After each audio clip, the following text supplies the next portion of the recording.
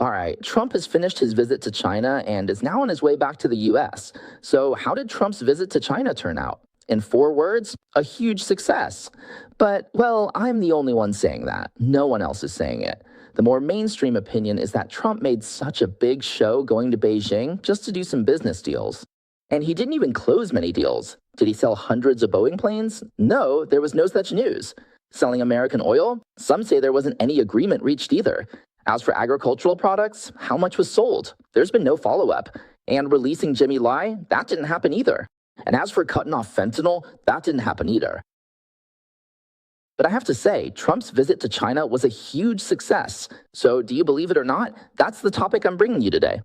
All right, welcome to Listen and Watch Good Morning America, brought to you by Fangway. Hello to all our YouTube viewers and to our listeners on Hope Radio FM 96.1 in Silicon Valley. Hello, everyone. If this is your first time watching Fangway Time, welcome. Please go ahead and click subscribe and turn on the little bell next to it. That way, whenever our morning show is updated, you'll be the first to get notified. If you're already a regular, I also hope you'll help share the show with friends who haven't seen it yet. This way, more people can see the important information provided by this channel, as well as the insights and analysis behind that information. All right, let's talk about this. Trump has indeed finished his visit to China and is now back, currently on Air Force One. As I've mentioned to you all before, Trump doesn't sleep on Air Force One. When others, like Rubio, want to sleep, Trump will wake them up.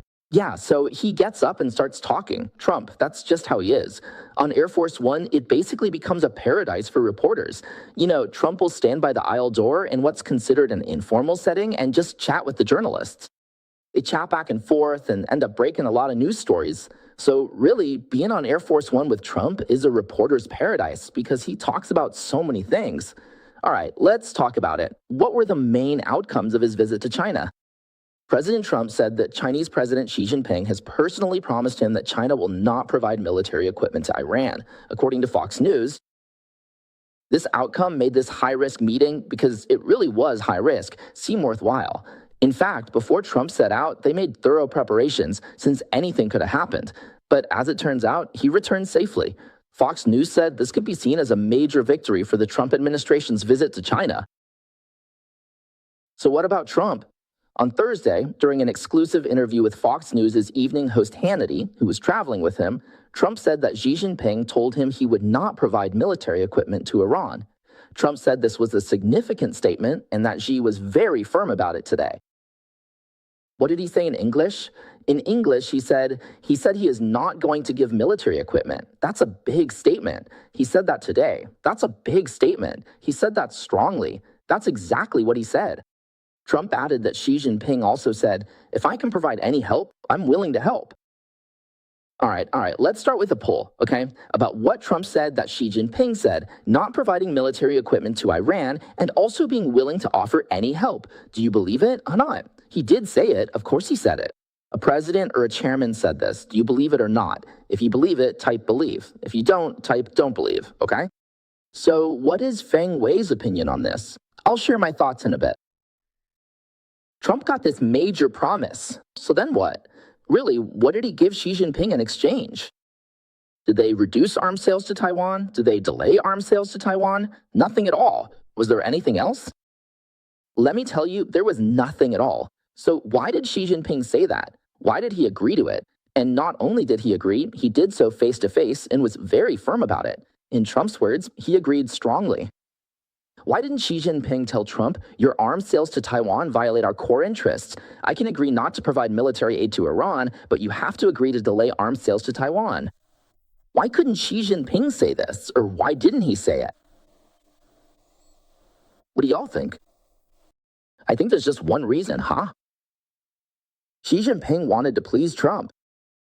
Do you believe what I just said? If you don't, let me tell you a story that actually happened. I've mentioned it before, but this time I'll tell it a bit more completely. When Trump became president of the United States in 2017, his first major headache was North Korea's Kim Jong-un randomly launching missiles. First, they flew over South Korea, then over Japan, and then one even landed near Hawaii, right on the edge of the state of Hawaii in the US. They had to do air defense drills, seriously. That's how it was in 2017 and even in 2016. When Obama and Trump met at the White House for the presidential handover, Obama told Trump, The one thing that gives me the biggest headache is Kim Jong-un causing trouble by randomly launching missiles. Yeah, it made Americans really anxious. Actually, it wasn't just the US. People in Japan and South Korea were all on edge too. So, faced with this kind of basically rogue North Korean leader, Obama tried four-party talks, six-party talks. He tried everything he could think of, but nothing worked. So, Obama told Trump the truth. This was the thing that gave him the biggest headache. After hearing this, Trump said, "All right, I got it." Then, in 2018, President Trump arranged to meet with Kim Jong-un in Singapore. We all remember that. It was called the Trump-Kim Summit, and the whole world was focused on this meeting in Singapore. Then, the following year, in 2019, Trump met with Kim Jong-un again, this time in Hanoi, Vietnam. Then, in the second half of 2019, Trump went to Panmunjom at the border between North and South Korea to meet Kim Jong-un again. So he met with him 3 times in total. What did Trump get out of these 3 meetings? First, he got North Korea to suspend its nuclear tests. Second, well, I really shouldn't use the term North Korea. That's the term the Chinese Communist Party uses. So North Korea reduced its ICBM test launches, meaning intercontinental ballistic missile tests. Third, he got back the remains of 55 American soldiers left behind in North Korea during the Korean War. So what did President Trump give Kim Jong-un in return? Do you all remember? What did he give Kim Jong-un? What did Kim Jong-un want? He wanted the lifting of financial sanctions against him, the removal of the core United Nations sanctions, and the restoration of normal trade with North Korea. Trump never really gave anything. So how was Trump able to only take without giving? Because Trump did give Kim Jong-un one thing, he gave him face. What Trump gave was the time and attention of the President of the United States. This so-called long-distance trip to Singapore, Hanoi, and Panmunjom to meet with Kim Jong-un, that alone carried a lot of weight. Why? Because it gave Kim Jong-un tremendous face both domestically and internationally. So Trump traded face for substance. That's why Trump was able to get so much, yet seemingly didn't have to give anything in return. It was the same with Kim Jong-un, and the same with Xi Jinping. Why do we say that Xi Jinping wanted to please Trump? You can all see this phenomenon, or this situation, right? First, Trump brought a huge entourage of nearly 300 people, including 16 of America's top business leaders, plus his own son and daughter-in-law, all personally coming to China. Second, Trump kept emphasizing, "You are my good friend, no matter what anyone else says. I just consider you my good friend." Hearing this made Xi Jinping absolutely delighted. Everyone knows how good friends treat each other. A good friend would say to another, "Your arms sales to Taiwan violate our core interests. I can promise not to aid Iran, but can you delay your arms sales to Taiwan?" Would a good friend say something like that? Of course not. A good friend would just say, "If you want this, no problem, take it."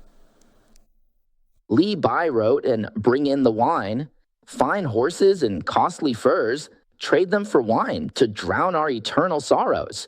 When drinking with a friend, even your prized horses and furs can be pawned instantly." Yeah, it's like drinking together until you're both completely drunk. That's how true friends treat each other, right? So when Trump, as the President of the United States and a world leader, traveled all the way to China and kept praising you, saying, "You're my good friend, no matter what anyone else says, you're my good friend," that's what he was doing. You'd feel like you have to give him something, and not because you're forced to, but because you genuinely want to. So when Xi Jinping said strongly, he was really certain about it. I think that's where it comes from, because Trump gave Xi Jinping so much face. Xi Jinping felt that what he had to do was to give Trump something in return. Okay, let me give another example. As you all know, this time Xi Jinping, he took Trump on a tour of Zhongnanhai to a place called Jingu. Jing as in quiet and Gu as in valley, so it's called Jingu. Then he walked around with him. I can't play the video for you, it's from Fox News, and there would be copyright issues if one played it. He pointed at this tree and said it was 150 years old. That one was 280 years, another was 200 years, and that one was 400 years old. Basically, he was just counting the trees in his own backyard. Then he said, staying in this place, he said people would be elevated, but he didn't really say things like that anymore. So what can you see from this? Xi Jinping brought Trump to his own home, to his own backyard. Who do you bring to your backyard? Only good friends, right? So first, he really does see him as a friend. Second, you can see Xi Jinping's imperial mindset. You know, Zhongnanhai is basically the home of emperors, and he has that emperor mentality. I think it's pretty obvious. Trump is also good at asking questions. How did Trump ask? I'm telling you, this is all true, word for word. Trump asked, do you just bring anyone here? Xi Jinping said very rarely, extremely rarely. So before there were any diplomatic events, no one ever came here at all. It was completely off limits. It was closed to the public. Later, even for diplomats, it was rare. Xi Jinping paused and said, only you and Putin have been here. Trump excelled at commentary. Not only did he ask questions, but he also kept saying, very good, repeating it several times, adding he didn't even want to leave. But did he notice or not? Doesn't this show they're really good friends? Yeah, that's what being good friends looks like.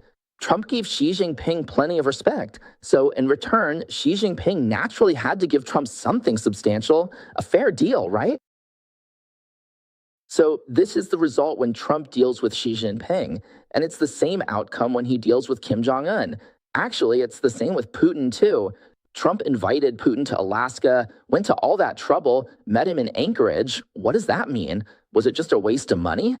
Was it a waste of taxpayers' money? No, in a way, he actually managed to rein in Putin from going even more off the rails. At the very least, it gave more weight to what Trump had to say.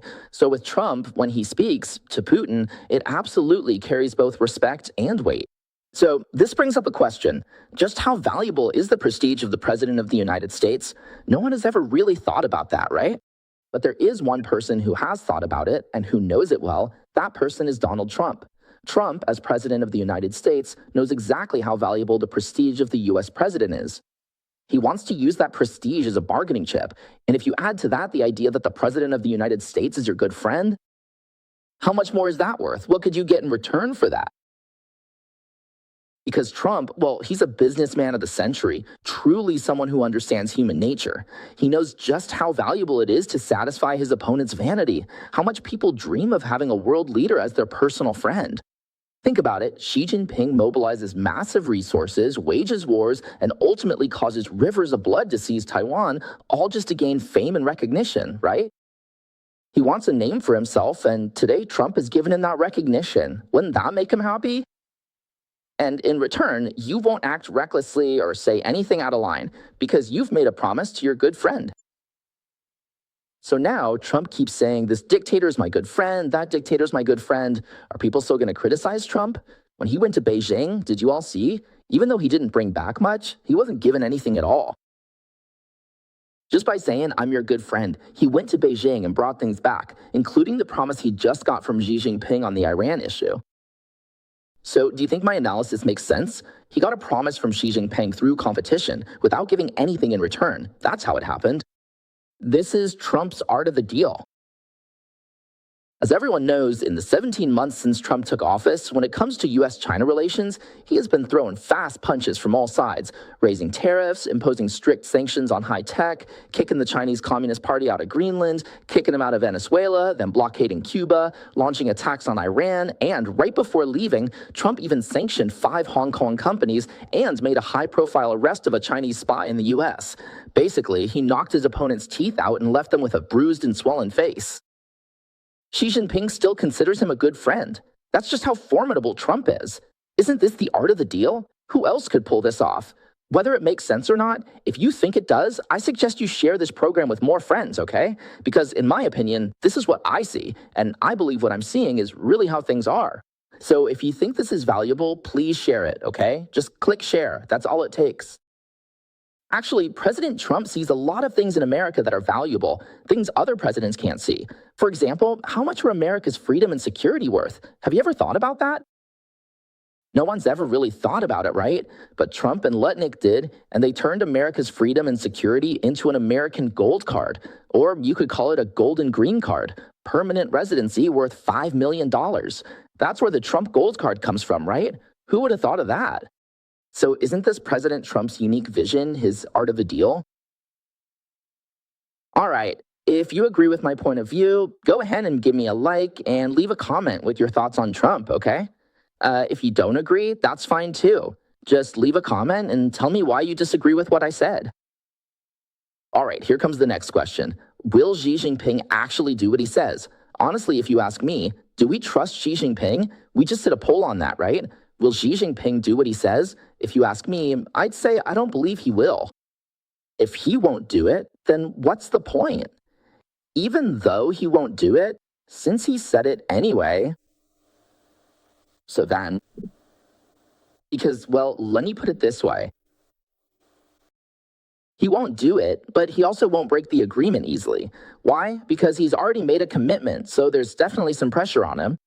He doesn't want to let his friends down, so he has to be careful and rein things in, scale things back, so that in the future he won't get caught by Trump. Otherwise, Trump could criticize him and put even more pressure on him, right? That's still a win for the United States. So even though Xi Jinping said he wouldn't do this, the US isn't really expecting anything anyway. Of course, the United States knows that the Communist Party always operates this way. Whether it's Xi Jinping or Kim Jong-un, it's just how they do things. But still, what you say does have some effect, given the situation. So before leaving, the US did one thing that shows how the Trump administration treats the CCP's promises. The New York Post's White House correspondent, who's also a member of the press pool, named Emily, after boarding Air Force One, she posted on X that before leaving, the US government collected everything that Chinese officials had given them.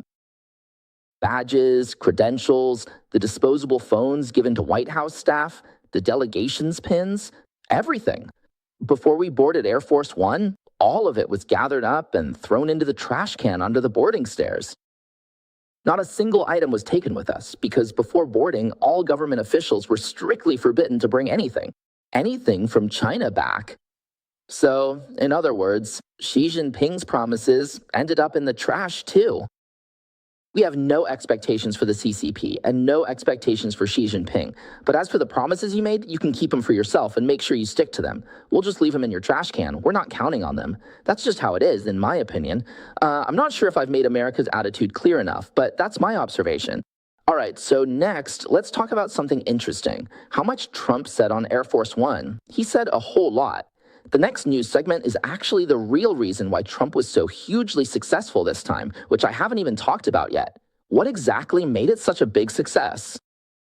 After Xi Jinping expressed his stance on the Iran issue to Trump, actually, the Iran issue isn't just about not providing military aid. There are two other things as well. What are they? Trump said Xi Jinping said, Iran cannot block the Strait of Hormuz, nor can it charge fees. It must ensure the smooth flow of this energy route as soon as possible.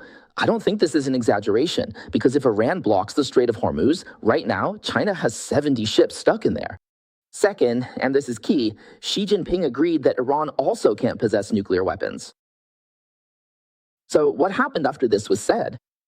The spokesperson for Iran's Ministry of Foreign Affairs was furious. Just 15 hours ago, he posted a tweet in Arabic on X threatening the Chinese Communist Party. Of course, this has already been translated into English. If you click Show Original, it's in Arabic. He didn't mention anyone by name, but he said, "He who betrays in secret shall be exposed in public." What does that mean? It means that those who betray us in secret will be exposed in broad daylight. Who are they referring to then? Why do you think they're pointing at the Central Palace? Hey, look at what's below. Right now, there are already over 6.6 million views. That's what it's called. And if you open the comments below, they're all talking about the CCP. So the timing matches up, right? So basically, when Trump and Xi Jinping were drinking together and really became good friends, when Xi Jinping was telling Trump everything and making all sorts of promises, Iran felt like it had been sold out. Okay, so everyone knows this, right? When Trump arrived in Beijing, a cargo plane from the CCP was turning off its transponder as it landed in Iran. You don't even have to guess what it was carrying. It was definitely weapons. And even when Trump was leaving China, according to those online flight tracking websites, yet another Chinese plane flew to Iran, and chances are it was carrying weapons again. So the CCP is playing both sides, and honestly, it's exhausting. Everyone knows that playing both sides is bound to get exposed. So this is actually the biggest takeaway from Trump's trip to Beijing. Did you all see that? At the very least, he has successfully driven a wedge between Iran and Beijing, at least for now. So is this a factor? Of course. I think it makes sense that he succeeded in this. Just think about it. Between Iran and Beijing, you could say one is a big liar and the other is a small liar. Can two liars really trust each other wholeheartedly? That's impossible. So as soon as Trump made his move, this was the result. So what do y'all think about this situation? How did Trump's scheme to sow discord work out? It's like saying, as long as I call you my good friend, no matter what others say, you're still my good friend. This ended up driving a wedge between Iran and the Chinese Communist Party. Of course, will they make up again in the future? That's definitely possible. After all, when it comes to the interests of major powers, they might think things through and patch things up to keep targeting the US. I think that's pretty likely. But no matter what, the trust between Iran and Beijing has really taken a major hit by this trip by Trump. He really managed to drive a significant wedge between them. This is what I mean.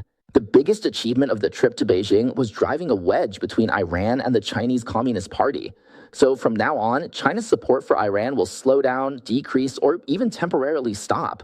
And Iran's anger toward Beijing won't just go away anytime soon. So that's what was accomplished in just those 2 days, 3 days and 2 nights, really. Do you all think it was worth it? Now, let's talk about the Taiwan issue, because Taiwan is also involved in trade with both sides, Taiwan and Iran, right? There are 3 things here. So what's the situation with the Taiwan issue? Trump talked about everything on Air Force One. He was just standing by the aisle door chatting with reporters. Then the topic of Taiwan came up. Trump said that when he was talking with Xi Jinping, the question was raised, if a conflict breaks out in the Taiwan Strait, would the US send troops? Trump said, of course. What he said next was he saying this to Xi Jinping, or was he saying it to the reporters right there? It's not really clear. Personally, I think he wasn't saying it to Xi Jinping, just to the reporters. He said, I think the last thing we need right now is to get involved in a war 9,500 miles away. That is definitely not what America needs to be doing right now. We're doing really well right now. What he meant was that our current relationship with China is going really well. Then the reporter pressed further, asking, if things really get to that point, would the US send troops to defend Taiwan? Trump paused for a moment and said, I don't want to say that, and I won't say that, but there's only one person who knows the answer. Do you know who it is? It's me. I'm the only one who knows. Then he went on to add, he said, President Xi Jinping also asked me this question today, and I told him I wouldn't discuss it. The reporter pressed again, asking, did he really ask you directly today? Did he ask if you would send troops to defend Taiwan? Trump said, he asked me if I would defend Taiwan, and I said, I won't talk about it. I don't talk about this. Trump told Xi Jinping, I don't talk about this. So let's try to judge whether Xi Jinping really did ask Trump this question. I think he definitely did. Trump wasn't lying. He was definitely asked. Because if you think about it, when they were chatting and walking together in Zhongnanhai like that, they really seemed like good friends. Xi Jinping must have been itching inside, always thinking about this question, right? In that kind of atmosphere that Trump himself created, such a close brotherly relationship, Xi Jinping would definitely be able to ask this kind of question. Trump was totally confident. He just replied, I don't talk about this, saying nothing at all. That's strategic ambiguity. It's been a consistent US strategy toward China, and it makes sense. During Trump 1.0, I wondered, why bother with it? Why not just say, we'll definitely aid Taiwan, so give up? Simple and effective. But the problem is, if you really run into a madman who insists on fighting, then what do? He'll take that as a given and prepare like crazy, and once the fighting actually starts, when you try to stop him, the cost will be huge. Right? So does Xi Jinping really want to fight? Does he really want to go to war? What do you all think? Does Xi Jinping really want to attack Taiwan? Let's try to figure this out. Actually, on this issue, my view is a bit different from some friends, like Tang Jingyuan, for example. I think he really does want to do it. Why? Because what Xi Jinping wants most is to go down in history. Actually, let me put it this way. I recall that Tang Jingyuan actually agrees with this point. He also thinks that's what Xi wants. But some internet personalities have given me different opinions. I believe Xi Jinping just wants to be remembered in history. He's obsessed with his image. Between fame and profit, he values fame much more. It's just his nature. But if the US president doesn't make things clear, then Xi won't be motivated to go all out and prepare. Because if he's unsure about what to do, he won't go all in on preparations, and that reduces the risk of the two sides going to war in the future. Yeah, so actually, this strategy was set even before the US and China established diplomatic relations in 1979. Nixon had already decided on it. Of course, it wasn't clearly defined back then, but that was the idea.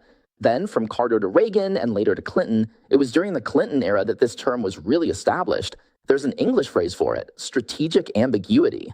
Yeah, strategic ambiguity. But the US military is 100% prepared to get involved. There's absolutely no ambiguity about that. The only question is whether the commander-in-chief, the president of the United States, will actually make that decision. Trump said, I'm not going to say. I'm not going to make it definite. I'm not going to make it final. I just want to keep things ambiguous so the other side won't dare to go all out. All right, so on Air Force One, Trump also talked about three other things that were pretty interesting. First, at the state banquet, Trump publicly invited Xi Jinping and Peng Liyuan to visit the White House on September 24th, just 4 months later. Then he said it would probably be from the 24th to the 26th, and he told reporters that it would be within those 3 days, so it's reciprocal. Now, the second thing, Xi Jinping made it clear that the Chinese Communist Party opposes the militarization of the strait and any efforts to charge passage fees. He also expressed that in the future, China would buy more American oil to reduce its reliance on the Strait of Hormuz. Additionally, both sides agreed that Iran must never be allowed to possess nuclear weapons. Okay, and Trump said something very interesting about the Iran issue. He said that Xi Jinping strongly believes that Iran must not have nuclear weapons. He told this to the group of reporters. These are all words meant to sow discord. All these statements are exactly why the spokesperson for Iran's foreign ministry was so furious. So, isn't Trump kind of like a modern-day Xu Kongmeng? Maybe that's not the perfect comparison, but you get what I mean. All these tactics, most American presidents wouldn't even think of them, but Trump not only comes up with them, he actually goes through with them. Right? And then, the reporter also asked Trump if he had talked to Xi Jinping about the CCP's cyber attacks on the US. Trump said, yes, I did talk to him. So what happened? He said, they attack our infrastructure, our civilian infrastructure. And Trump said, well, we attack theirs too. Then the reporter said, hey, they're attacking our civilian infrastructure. Trump replied, oh, I thought you were talking about spies. He said, it's just mutual spying. We have a lot of spies too. The public is just, The reporter clarified, I'm talking about civilian infrastructure. Trump said, oh, well, I don't know if there's any evidence. I'm not sure about that. So basically, Trump continued, saying, oh, actually, I told him, we do things to you too. The things we do, you probably don't know about. But the things you do, we pretty much know all about. That's what he said, word for word. So everyone can tell what he means, right? Trump is covering for Xi Jinping. He wants to maintain, hey, he's my good friend, hey. Why is that? Like I just explained to everyone, this good friendship is very valuable. It's valuable to the United States. In the short term, it lets Xi Jinping do things for Trump. In the long run, it means that it's not so easy for China and the US to flip the table on each other. Once America's military strength and industrial manufacturing are rebuilt, then in the future, it'll be a different story. It'll all come down to what's said. The CCP will have to bow down. For now, if they won't bow, at the very least, they shouldn't flip the table. That's the idea.